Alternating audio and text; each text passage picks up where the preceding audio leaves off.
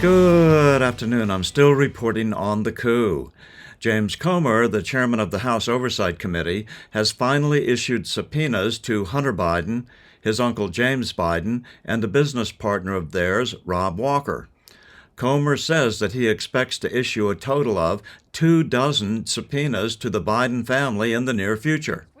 That his committee wants members of the Biden family to explain, among other questions, why two personal checks written by James and Sarah Biden to Joe Biden, totaling $240,000, were listed as loan repayment, when, in fact, the money came from overseas sources. The latest evidence is this check in 2017, which Joe Biden received, a personal check from James and Sarah Biden for $40,000, which Comer says was laundered money from CEFC China Energy, which, of course, is backed by the Chinese Communist Party.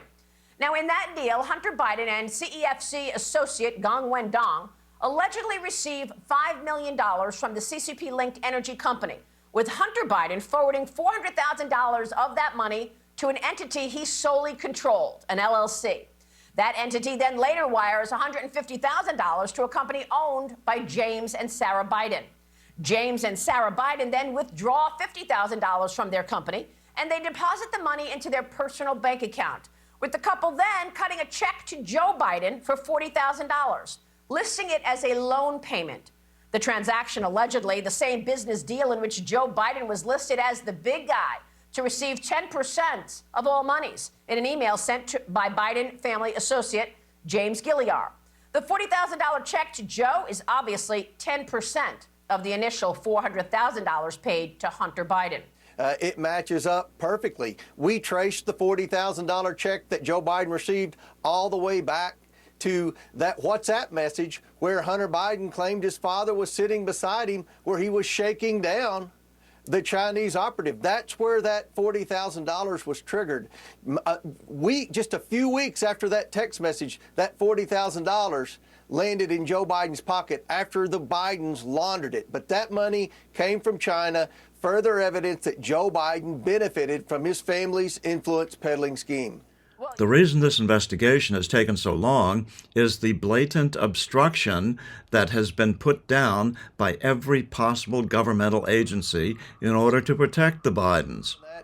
This has been a painful process, Maria. We've been obstructed. We've been fought at every turn, not just by the Biden's big money attorneys, but also by the federal government. The IRS has obstructed. The DOJ has obstructed. The Treasury has obstructed. FBI has obstructed. And the Democrats on the House Oversight Committee have pretty much been the Biden legal defense team. But through it all, we have followed the money. We've done this the right way. We've subpoenaed bank accounts. And now we have enough bank accounts, Maria, where we can actually trace the money. We can connect the dots because as you showed on the screen with the series of transactions, that's called money laundering. And this was a very organized criminal enterprise by the Biden family. So what you're going to see in the coming weeks is a lot of loans. Anytime the Bidens have money, they're going to claim it was a loan. Loans is a way, it's an integral part of money laundering where you deceive from the IRS about the revenue you're taking in. In other words, you're a tax cheat. Wow. So in other words, in addition to potential bribery, influence peddling, there could be tax evasion as well? All we see in the Biden transactions are loans, loans, loans. What exactly are the terms of these loans? What type of documentation do you have on these loans? Were you going to pay these loans back? Were these forgivable loans? Were these grants? If so, in addition to influence peddling, which we have clearly proved the Bidens were doing, they have tax fraud implications with the IRS. This was a very organized criminal scheme by the Bidens. And here's the problem for Joe Biden.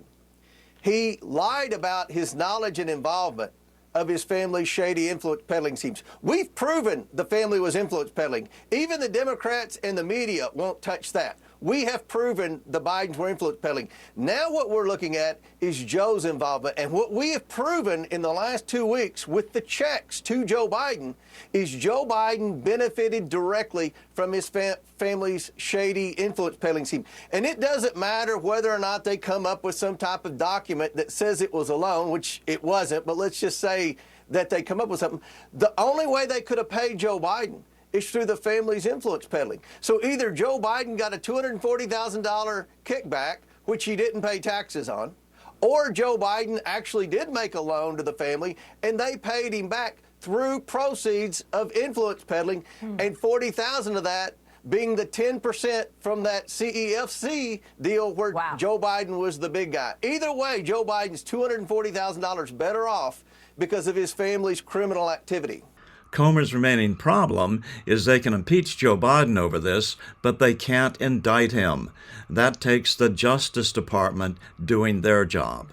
You know, people ask me why I haven't put someone in jail yet. All I can do is investigate. The House of Representatives can determine whether or not to impeach. But at the end of the day, we're going to need an attorney general who does the right thing and prosecutes people according to the law and doesn't have a two-tier system of justice. I'm still reporting from just outside the citadel of world freedom. Good day.